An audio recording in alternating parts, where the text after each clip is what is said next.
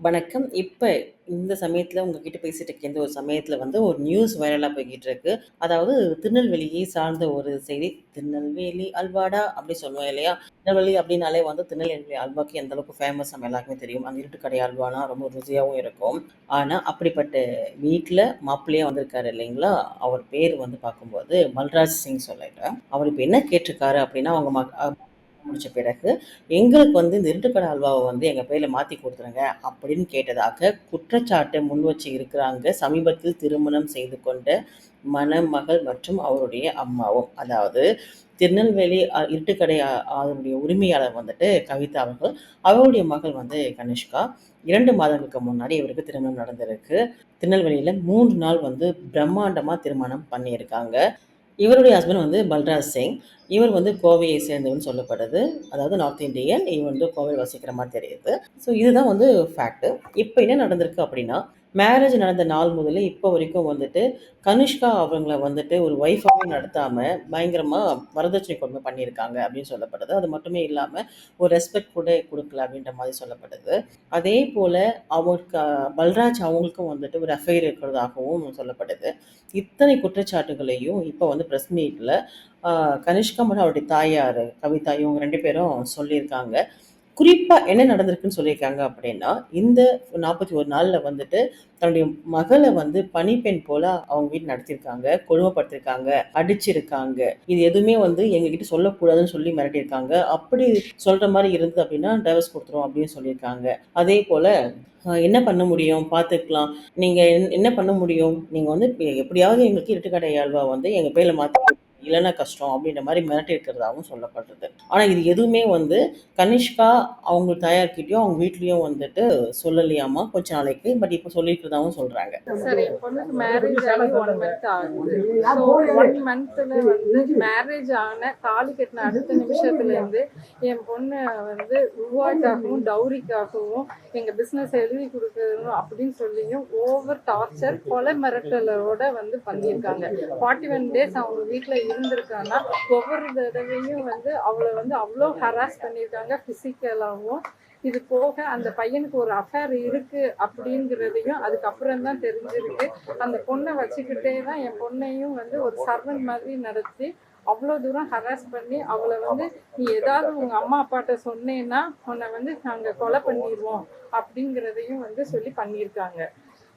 அதுக்கப்புறம் அவ இங்க வந்தப்பதான் எங்களுக்கு தெரியும். அவங்க மாமனாரும் அந்த பையனும் சேர்ந்து தான் அவங்க கார்லயே நீ உங்க அம்மா அப்பாட்ட போய் எல்லாம் எழுதி வாங்கினாதான் வரணும்னு. இவ போக மாட்டேன் அப்படின்னு சொல்லியிருக்கா. இதுல அடுத்தபடியா இன்னொரு குற்றச்சாட்டு என்ன சொல்லியிருக்காங்க அப்படின்னா, இவங்க பாஜகவை சேர்ந்தவங்க. அதாவது பல்ராஜ் சிங் பாஜகவை சேர்ந்தவங்க. நான் யார் தெரியுமா? எங்க கட்சி என்ன தெரியுமா? நான் என்னென்ன பண்ணுவேன் தெரியுமா? அப்படின்னு சொல்லி மிரட்டப்பட்டதாகவும் இவங்க குற்றச்சாட்ட முன் வச்சு இருக்காங்க. நீங்க 2, 3 ஆங்கிள்ல நம்ம சில விஷயங்கள அப்படி மேற்கோள் காட்டி சொல்ல வேண்டியதாக இருக்கு. என்ன அப்படின்னா, இதுக்கு முன்னாடி பார்க்கும் சமீபத்தில முதல்வர் அவர்கள் கூட திருநெல்வேலிக்கு போயிருந்தாரு. அங்க சாப்பிட்டு இருந்தாரு அல்வா. அது சம்மந்தமா எப்போ ஊருக்கு வந்தாலுமே கூட இந்த திருநெல்வேலி அல்வா கடை, இட்லி கடை அல்வாக்கு வந்துட்டு தான் போவேன், சாப்பிட்டு தான் போவேன்னு சொல்லியிருந்தாங்க. அந்த செய்திகள் எல்லாமே நம்ம பார்த்திருப்போம். இது ஒரு பாயிண்ட். அடுத்து சமீபத்தில தான் பாஜக தலைவராக அதே திருநெல்வேலியை சேர்ந்த நயினா நாகேந்திரன் அவர்கள் பதவி ஏற்றிருக்காங்க. இப்படியான ஒரு சமயத்துல இந்த பிரச்சனையும் வெடிச்சிருக்கு ஆக்சுவலா. பாஜக என்ற ஒரு கட்சிய இந்த இடத்துல கொண்டு வந்திருக்காங்க. ஏன் அப்படி சொல்லப்பட்டு இருக்கு அப்படின்னு ஒரு கேள்வி வருது. பாஜக நாங்க அப்படின்னு சொல்லிட்டு மணமகன் வீட்ல இருந்து மிரட்டப்படுது அப்படின்னு சொல்லப்படும் இந்த ஒரு தருவாயில் அப்படி மிரட்டுறாங்க அப்படின்னா, அப்போ பெண் வீட்டார் எந்த கட்சியை சேர்ந்தவர்கள் அப்படின்ற ஒரு கேள்வி இந்த இடத்துல வருது. இது உண்மையிலேயே கட்சி ஒரு பர்சனல் பிரச்சனையா, வீட்ல நடக்கக்கூடிய பிரச்சனைகள், குடும்ப பிரச்சனை அப்படின்னு எடுத்துக்கிறதா, இல்ல இதுக்கு பின்னாடி அரசியலும் இருக்கா அப்படிங்கிறது விசாரணைக்கு பிறகு தான் தெரியும். அதே சமயத்துல இருட்டுக்கடை அல்வா உரிமையாளர் கவிதா அவர்கள் என்ன சொல்லியிருக்காங்க அப்படின்னா, மாநகர கமிஷனருக்கு நாங்க குடுத்துட்டோம். கம்ப்ளைண்ட் பண்ணிட்டோம் இத பத்திட்டு அப்படி சொல்லியிருக்காங்க. அதே இது சம்பந்தமா விசாரிக்க போன ஒரு ரிப்போர்ட்டர கூப்பிட்டு மிரட்டியிருக்காங்க அப்படின்னும் அவங்க குற்றச்சாட்ட முன் வச்சிருக்காங்க. அப்புறம் இன்னொரு விஷயத்த அவங்க மேற்கோள் காட்டி சொல்லியிருக்காங்க. இது சம்மந்தம் சிஎன் செல்லையும் நாங்க குடுத்துருக்குறோம் அப்படின்னு சொல்லியிருக்காங்க. ஸோ இப்போ பார்க்கும்பொழுது ஒரு ஹாட் டாபிக்கா என்ன போய்க்கிட்டு இருக்கு அப்படின்னா, திருநெல்வேலி அல்வா அது எல்லாருக்குமே ஒரு தெரிஞ்ச ஒரு விஷயம். அப்படிப்பட்ட ஒரு குடும்பத்துல இருக்கக்கூடிய மகளுக்கு இப்படி ஒரு பிரச்சனை ஏற்பட்டு இருக்கா அப்படிங்கிறது அனைவராலும் வைரலாக பார்க்கப்பட்டு பேசப்பட்டு வருது இந்த ஒரு டாபிக். இப்போ இதுக்கு அடுத்த கட்டமாக இதில் இருக்கக்கூடிய உண்மை நிலவரம் ப்ளஸ் என்ன நடந்தது இது குறித்த அனைத்து விவரங்களுமே வந்து விசாரணைக்கு பிறகுதான் தெரிய வரும் அப்படின்ற ஒரு விஷயத்தை இப்போ சொல்லி இப்போதைக்கு இந்த டாப்பிக்கை நான் முடிச்சுக்கிறேன். நன்றி. அப்பாட்ட பேசுனா அவர் வந்து என் தொழிலே உண்மையை பொய்யா சொல்றதும் உண்மையா சொல்றதுதான் இருக்கு. எனக்கு பிஜேபி சப்போர்ட் இருக்குது. இது போக எனக்கு பிஜேபி சென்ட்ரல் கவர்மெண்ட்ல இருந்து ஸ்டாண்டிங் கவுன்சில்ல போஸ்டிங் கொடுத்துருக்காங்க. அதனால எந்த டிபார்ட்மெண்ட்னாலையும் எந்த ஒரு டாக்குமெண்ட்டையும் நான் வந்து பொய்யா அங்க வந்து கொடுத்துருவேன். உண்மையா இருக்கிறத பொய்யாக்குவேன், பொய்யா இருக்கிறத உண்மையாக்குவேன். இதுக்கு நீங்க சப்போர்ட் பண்ணல அப்படின்னா உங்களை யாரும் வாழ விடவே மாட்டேன். எனக்கு பிசினஸ் எழுதி கொடுத்தே ஆகணும். ஏன்னா நாங்க இருக்கிறது ஃபுட் இண்டஸ்ட்ரி. ஸோ ஃபுட் இண்டஸ்ட்ரிங்கும் போது நான் எஃப்எஸ்ஐலேருந்து எல்லா டிபார்ட்மெண்ட்டு டிஎஸ்பிலேருந்து எல்லாத்துக்கும் பண்ணியிருக்கேன். நேற்று ராத்திரி கமிஷனர் ஆஃபீஸ்லேருந்து அவங்களுக்கு என்கொயரி போன பிறகு ஒரு ரிப்போர்ட்டருக்கே கூப்பிட்டு அவங்க வந்து மிரட்டியிருக்காங்க. நீங்கள் இங்கே வந்து இருக்கும்போது எத்தனை ஃபோன் கால்ஸ் நீங்களே வந்ததை பார்த்துருக்கீங்க.